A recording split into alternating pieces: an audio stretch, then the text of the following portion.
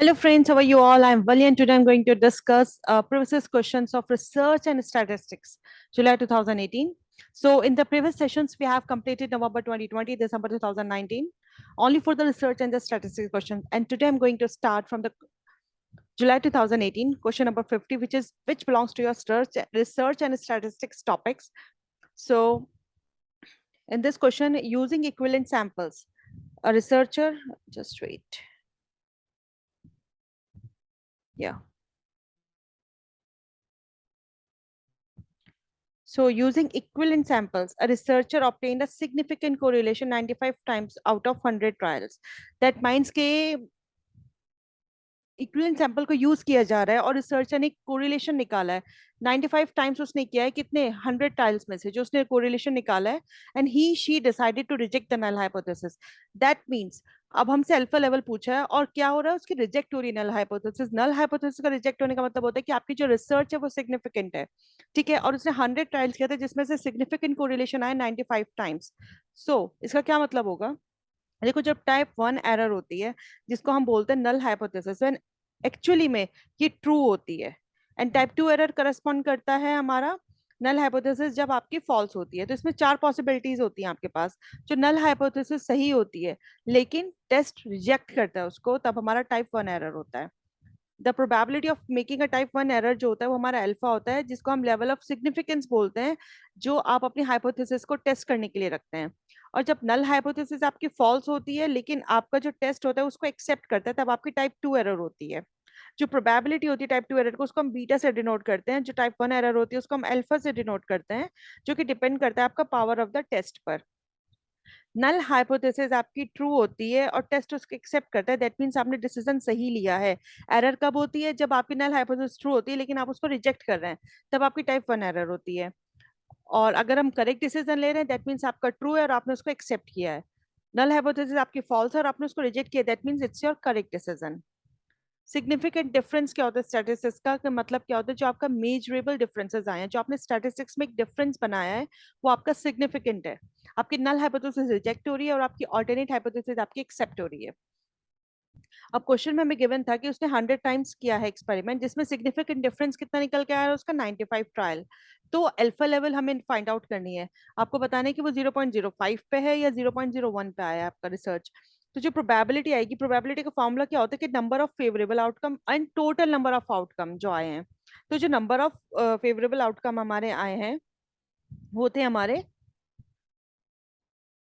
Type 1 error के basis हम देखते हैं जब कैलकुलेट करते हैं टोटल नंबर ऑफ केसेस तो हमारे निकल के आते हैं 20 राइट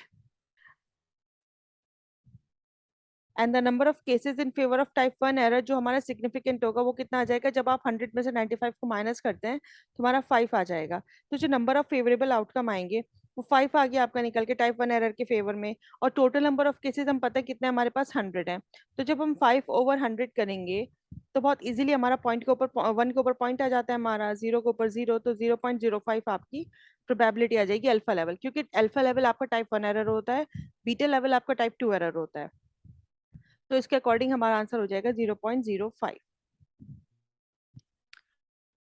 आपका यहाँ पे अप्रोचेस गिवन है सैम्पलिंग की और यहाँ पे कैरेक्टरिस्टिक्स बिलोंग करता है तो अगर आपको इन सैम्पलिंग के बारे में पता है तो आपके लिए मैच करना बहुत आसान है देखो इस पे एक्सट्रीम केस दिया हुआ है एक्सट्रीम केस का मतलब जब किसी बहुत हाईली डिफिकल्ट कंडीशन में आप कोई भी काम करें बहुत अनयूजुअल कंडीशन है आपके पास पर्पसिव सैम्पलिंग जब आप पर्पसफुली कोई काम करो अपनी चीजों को मतलब जब आप बहुत कन्वीनियंट है आप बहुत इजीली सैम्पलिंग ले पा रहे हैं अपनी कन्वीनियंस के बेसिस पे आप सैंपल ले रहे हैं स्नोबॉल सैम्पलिंग का मतलब होता है जब आप नेटवर्क बना रहे हैं नेटवर्क कैसे बना रहे हैं आपने एक पार्टिसिपेंट को इन्फॉर्मेशन दी उसको बोला कि आप दो को इन्फॉर्मेशन और प्रोवाइड करो ताकि इन्फॉर्मेशन को हमें फैलाना है अवेयरनेस फैलानी है करो आपका कोई एक ऐसा रिसर्च टॉपिक है जिसमें आपको अवेयरनेस फैलानी है ठीक है तो आपने एक इन्फॉर्मेशन दो बंदों को दी उनको कहा गया कि आप आगे इन्फॉर्मेशन को स्प्रेड करें उन्होंने अपने आगे दो इन्फॉर्मेशन स्प्रेड की अपने दो पार्टिसिपेंट्स को ऐड करके इन्होंने अपने तो इसी तरह से करते करते क्या होता है कि नेटवर्क बनता चला जाता है आपने इन्फॉर्मेशन एक को दी एक से दो के पास दो से चार के पास तो ये सब चीजें बढ़ती चली जाती है तो ये होता है हमारा स्नोबॉल सैम्पलिंग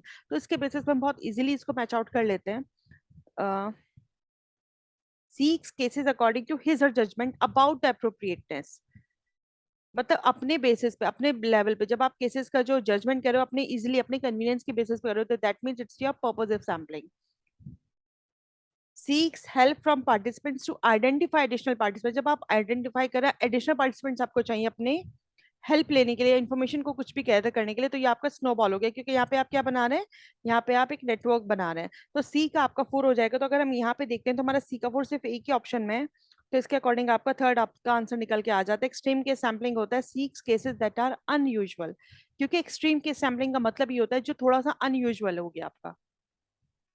तो इसके अकॉर्डिंग हमारा third option is our correct answer. Next question है, when you read a research article, जब आप एक रिसर्च आर्टिकल को रीड कर रहे हैं जो कि पब्लिश हुआ एक जर्नल में, लेकिन वो पीयर रिव्यू नहीं है, तो क्या एस्पेक्ट होगा आपकी रिपोर्ट का, शुड यू बी मोस्ट, किस चीज को लेके आप सबसे ज्यादा कंसर्न होंगे? ऑथर्स की सिंसेरिटी, उसके राइटिंग स्किल्स को लेके, rigour reflected in reporting the research, या फिर लेंथ ऑफ द रिपोर्ट, या फिर प्रैक्टिकल इंपॉर्टेंस क्या होगी आपके रिसर्च के क्वेश्चन की? देखिए, जो भी आर्टिकल आपका पब्लिश हुआ है तो आप ये चाहेंगे कि वो बहुत एकेडमिकली प्रॉपर लिखा हुआ, फॉर्मल लैंग्वेज लिखी हुई हो, और बिल्कुल केयरफुली लिखा हुआ, उसके अंदर इस तरह की कोई मिस्टेक्स ना हो। तो रिगर रिफ्लेक्ट आप करेंगे अपने रिपोर्ट में, रिसर्च में, कि दैट मीन्स के जैसे पीयर रिव्यू आर्टिकल जो भी स्कॉलर होता है वो हमेशा वैलिड होता है और रीजनेबल होता है। रिगर का जो मीनिंग होता है वो ये होता है कि क्वालिटी, आपका जो रिसर्च है, जो क्वालिटी है उसकी भी एक्सट्रीमली थॉरो होनी चाहिए, बहुत केयरफुली लिखा हुआ होना चाहिए। राइटिंग अ रिपोर्ट वो सबसे लास्ट प्रोसेस होता है और सबसे मोस्ट डिफिकल्ट स्टेप होता है हमारे रिसर्च प्रोसेस का। The report informs the world what you have done and what you have discovered and what conclusions you have drawn from your findings. जो आपने रिसर्च की है, जो आपने सैम्पलिंग किया है, जो आपने डाटा कलेक्ट किया है, उससे क्या चीज आपने डिस्कवर की, क्या इन्फॉर्मेशन आपने निकाली है, क्या कंक्लूजन आपने बनाया है। The report should be written in an academic style, जो आप रिपोर्ट बनाएंगे वो बिल्कुल एकेडमिक स्टाइल में बनाएंगे, और जो आपकी लैंग्वेज होगी उसको बनाने की वो बिल्कुल फॉर्मल होगी एंड नॉट जर्नलिस्टिक होगी। तो हमारा रिगरली रिफ्लेक्ट करना reporting the research is very important. Next question है हमारा, which of the following decisions will tend to decrease sampling error? कौन सा डिसीजन हम लेंगे जिसके बेसिस पे हम डिक्रीज कर सकते हैं अपने सैम्पलिंग एरर को? So you have to know what is the sampling error. एक और एरर होती है that's is called non sampling error. देखो, सैम्पलिंग एरर वो होती है जो आपके अपने रिसर्च में होती है, सैंपल्स की वजह से होती है, और नॉन सैम्पलिंग एरर जो आपके डाटा में प्रॉब्लम आ गई, आपके लिखने में प्रॉब्लम आ गई, इस तरह की एरर होती है। अब आप डिक्रीज कैसे करते हैं सैंपल को, सैम्पलिंग एरर को? अगर आपका सैंपल लार्ज होगा तो आपकी सैम्पलिंग एरर अपने आप कम हो जाएगी, अगर आपका सैंपल स्मॉल होगा तो इनकेस आपके सैम्पलिंग एरर के चांसेस ज्यादा होते हैं बढ़ने के। तो जो हमारा सैंपल होता है वो हमारी पूरी पॉपुलेशन को रिप्रेजेंट करता है। That is sampling error is a statistical error, जो कब अकर होती है, जब आप एनालिसिस नहीं कर पा रहे हैं अपने, दैट मीन्स का जो आपका सैंपल है अगर वो पूरी पॉपुलेशन को रिप्रेजेंट नहीं कर रहा है। क्योंकि जो भी आप सैंपल लेते हो, जो भी आप रिसर्च पर ले अपना डाटा कलेक्ट करते हो, उसमें आप सैम्पलिंग करते हो। सैम्पलिंग जो करते हो आप इस तरह से करते हो कि आपका डाटा कवर हो जाए, आपकी जो पॉपुलेशन आपने ली है वो पूरी कवर हो जाए। अगर वो कवर नहीं हो रही है that means there was something error in your research. तो दो तरह की एरर हमें देखने के लिए मिलती हैं। जो मेजर टाइप की एरर है वो होती है हमारी sampling error, and another one is non sampling error. The sampling error occurs when the sample used in the study is not representative of the whole population, जब आपका सैंपल कंप्लीट पॉपुलेशन को represent नहीं कर पा रहा है। And the non sampling error, these are the mostly caused by the human error. जैसे आपके वर्डिंग में प्रॉब्लम हो गई, आपकी लैंग्वेज में प्रॉब्लम हो गई, कहीं ना कहीं आपने कुछ डिसीजन बायसली ले लिए। This is called your non sampling error. Ways to minimize sample error, आप किस तरह से सैंपल एरर को मिनिमाइज कर सकते हैं? अब मिनिमाइज आप कैसे कर सकते हो? आप अपने सैंपल साइज को बढ़ा लीजिए, उससे क्या होगा, आपकी सैंपलिंग एरर कम हो जाएगी। आप अपनी पॉपुलेशन को ग्रुप्स में डिवाइड कर लीजिए, तब आपकी सैंपलिंग एरर कम हो जाएगी। Ways to minimize non sampling error, ये तो हमने पढ़ा सैम्पलिंग एरर के बारे में, आप उसे कैसे मिनिमाइज कर सकते हैं। ये हमने पढ़ा है नॉन सैम्पलिंग एरर के बारे में कि कैसे आप उसे मिनिमाइज कर सकते हैं। अवॉइड रश्ड और शॉर्ट डाटा कलेक्शन पीरियड, आप अपने डाटा के कलेक्शन पीरियड को शॉर्ट ना करते हुए प्रॉपरली करें। रिमाइंडर्स लगाएं अपने रिस्पॉन्डेंट्स को लेके, काम को बहुत कॉन्फिडेंशली करें अगर कोई भी प्रॉब्लम इस तरह की आ रही है। बायसनेस नहीं होनी चाहिए आपके काम में। जो सैंपल एरर होती है वो कब अराइज होती है, जब आपका सैंपल जो होता है सिलेक्टेड सैंपल पूरी पॉपुलेशन को अराइज नहीं कर पाता। तो सबसे इंपॉर्टेंट चीज क्या होती है, आप जब सैंपलिंग करें तो वो इस तरह से करें कि आपके जो आपने अपनी रिप्रेजेंटेटिव पॉपुलेशन है, जो आपकी पॉपुलेशन है वो अच्छे से रिप्रेजेंट कर पाए। तो इसमें सबसे अच्छी चीज क्या होगी, ये नहीं होगा इंक्रीज होगा सैंपल साइज को। अगर यहाँ इंक्रीज होता तो ये ऑप्शन आपका सही हो जाता, बट ऑप्टेन, आप सैम्पलिंग एरर को कैसे डिक्रीज कर सकते हैं, जब आप अपना सैंपल को इस तरह से लें कि आपकी पॉपुलेशन को रिप्रेजेंट करे, तो आपकी सैम्पलिंग एरर डिक्रीज हो सकती है। Next question, a group of 10 students, 10 students का ग्रुप है जो कि रैंडमली ड्रॉ किया गया है क्लास 12 से। ठीक है, 10 स्टूडेंट्स के ग्रुप को आपने कहाँ से लिया है? क्लास 12 से। और उनको क्या दी? योगा ट्रेनिंग दी 3 हफ्ते तक। 12th क्लास के बच्चे लिए आपने, उसमें से 10 स्टूडेंट्स को आपने क्या किया? योगा ट्रेनिंग दी।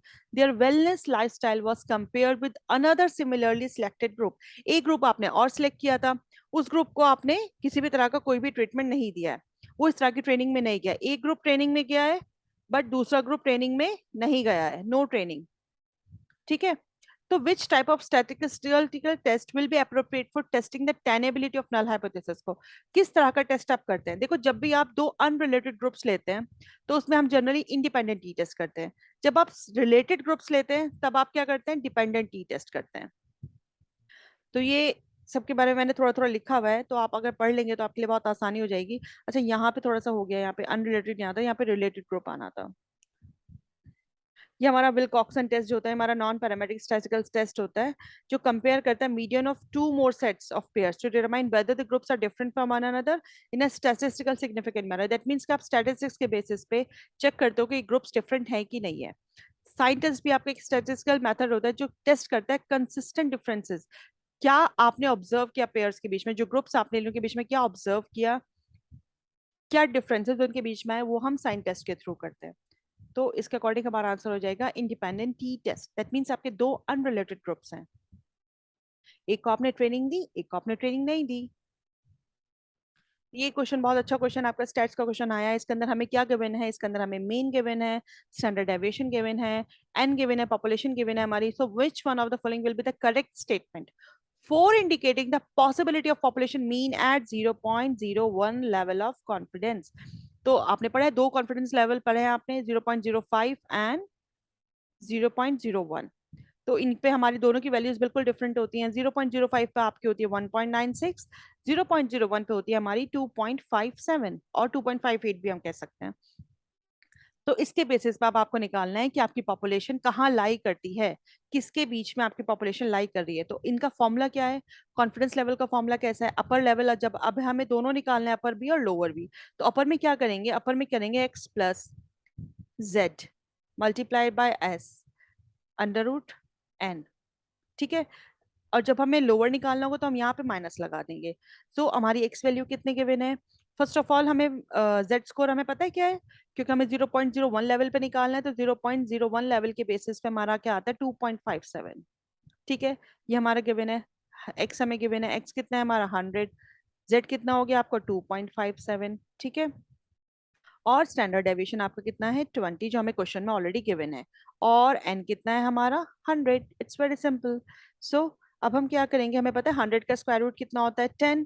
100 प्लस 2.57 करेंगे तो हम क्या कर लेंगे? 100 को तो एज इट इज रखेंगे, 2.57 को 2 से मल्टीप्लाई कर लेंगे। तो क्या आ जाएगा हमारा आंसर निकल के? 5.14। ठीक है, अब अगर हम इसको प्लस करते हैं तो ये कितना हो जाएगा? 105.14। कैसे पता होगा आपको? 100 को 5.14 से मल्टीप्लाई ऐड करेंगे तो इस तरह से हमें करना होगा। ठीक है, सो इसीलिए बहुत इजीली आपने आंसर निकालिया। तो ये आपका क्या आया? अभी आपका सिर्फ अपर आया। अब लोअर में आप कैसे करेंगे? देखो, यहाँ हमने प्लस किया था, लोअर में हमें सिर्फ माइनस करना है, तो हम डायरेक्टली इतना ही कर देंगे, पूरा करने की जरूरत नहीं है क्योंकि ये बिल्कुल सेम ही है। तो फिर आपका कितना निकल के आता है? फिर आता है आपका 94.86, 100 माइनस करके। तो हमारी जो पॉपुलेशन है वो कहाँ लाई कर रही है? 94.8 से लेके 105.2 तक। तो इस तरह से आपका ये आंसर निकल गया। सो फ्रेंड्स, ये था मेरा आज का lesson. In the next lesson में, क्योंकि आपके जुलाई 2018 में सबसे ज्यादा क्वेश्चन आए हैं स्टैट्स को रिसर्च के, इसलिए इसका ये पार्ट ही मेरा अभी तक कवर नहीं हुआ है। तो इसके बाद मैं आपका 2021 के कराऊंगी। So thank you friends for your attention. Stay blessed, enjoy learning, and see you soon with the next video.